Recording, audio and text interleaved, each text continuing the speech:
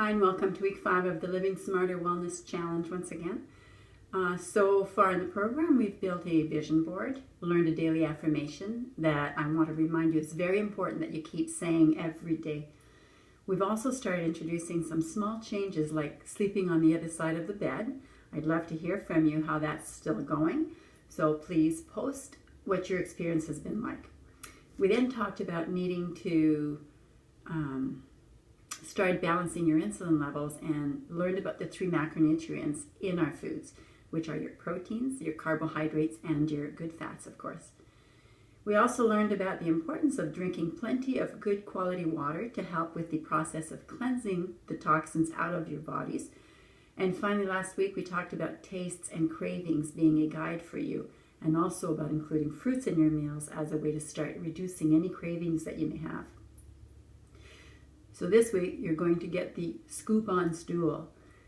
No kidding, this is a bit of an odd subject. I'm sure not something you're used to talking about, but in my profession, making sure the body is processing the foods you eat properly and eliminating the wastes you don't need is one of the top priorities.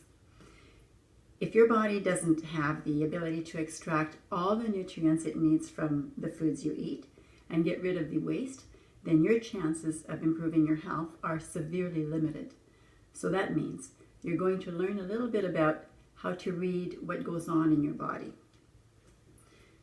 You need to understand how important it is for your body to properly eliminate all of your waste in a regular, consistent, and easy fashion.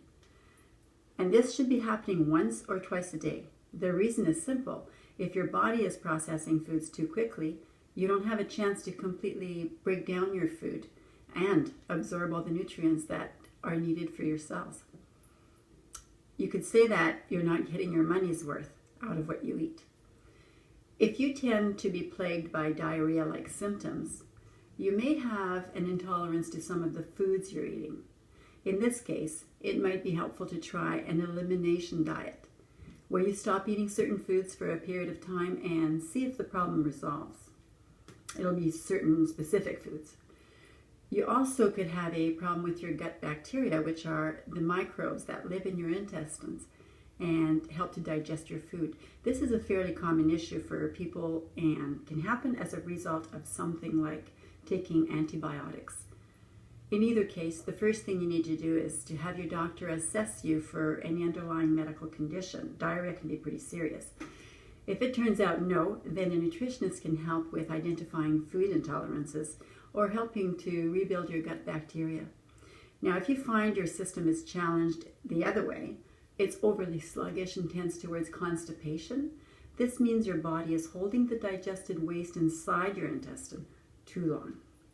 This will naturally cause it to overprocess the waste and start reabsorbing things like toxins and estrogens back into your system. This is not a good thing. You want to be clearing out your bowels at least once a day. If you just have periodic constipation, this can be a sign that you simply aren't drinking enough water, and we talked about how and why to correct that situation a couple of weeks ago. Chronic constipation, however, is often another indicator of an imbalance in your gut bacteria. We'll learn more about improving your gut bacteria later in the program. Since it's taken you years to get your body and your bowels to the state they're in, getting your gut back into shape is something that has to be done gradually over a long period of time. In the meantime, let's talk about getting your system moving properly. Whether you struggle with loose bowel or constipation, increasing the fiber content of your diet is a great way to start getting yourself regular. This can easily be accomplished by taking 1 teaspoon of either psyllium or ground flaxseed every day. Either of these can be mixed with your meals, your breakfast, and will both help make the health of your stool better. Always make sure to drink a lot of water on top of these, as they can bound you up even more if you don't. If you're having a little more difficulty with constipation, you can try magnesium capsules as a supplement at bedtime. Magnesium citrate is fine. It's cheaper than the other one. On the first night, take about 500 milligrams, then in the morning drink a big glass of water and sit with your feet and knees up a little bit until you're ready to go. If it doesn't seem to help, take the same amount the next night, but add 1 or 2 more capsules. You don't need to worry about the amount of magnesium that you take. It turns out that we're all deficient in this mineral. And taking extra magnesium citrate won't all absorb into your body. So it works more as a natural laxative. Once you find the amount that works for you, you can keep taking it to stay regular. This is a good temporary fix until you're able to start to fix your gut bacteria. If you find that your stool starts to get too soft, just take less magnesium. So how do you know what your stool should be like in order to be healthy? Well, believe it or not, there's actually a medical chart for this. Yep, it's called the Bristol Stool Chart, and I've included a copy of it in your handout. And yes, I want you to review this chart and then compare your stool to the examples.